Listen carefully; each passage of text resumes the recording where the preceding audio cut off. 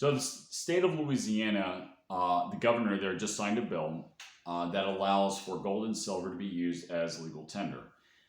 Functionally, this doesn't remove the state of Louisiana off the US dollar fiat currency system, but it does allow people to sell their gold or silver without incurring taxes in that state, which obviously is a win.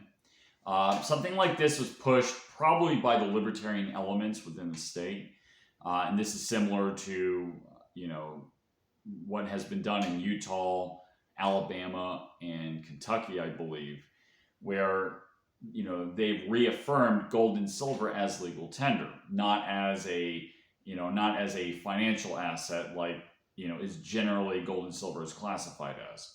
Gold and silver, as a lot of you know, traditionally was money. It was the official currency of the United States, and it was regulated within our Constitution that so much of weight of gold or so much weight of silver equaled a certain amount of currency, a certain amount of dollars. So it was roughly something like an ounce of silver was $1, and it was about 1 ounce of gold was worth $20. This is before the Federal Reserve. Now, with the Federal Reserve, not being really federal or have any reserves, it was a central bank that came in and, under the credibility of the U.S. dollar, began printing U.S. dollars.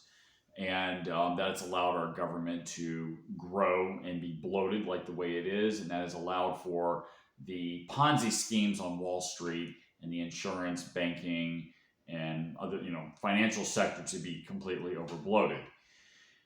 It's, reaffirming gold and silver as money in Louisiana is not going to put an end to that anytime soon, but it's still a step in the right direction. Gold and silver is, one answer. I mean, this is an area that's debatable. Some say that Bitcoin, some people believe that the government should be printing money, which I'm not fond of that idea, but it's still a good step in the right direction. More states can do this. Perhaps that will allow people to, in addition to holding Bitcoin or some other cryptocurrency, they can hold gold and silver as an alternative currency if our US dollar, if we have, a very high rate of inflation, and not have to worry about incurring capital gains taxes if they sell it. So I'll put the link in the description below.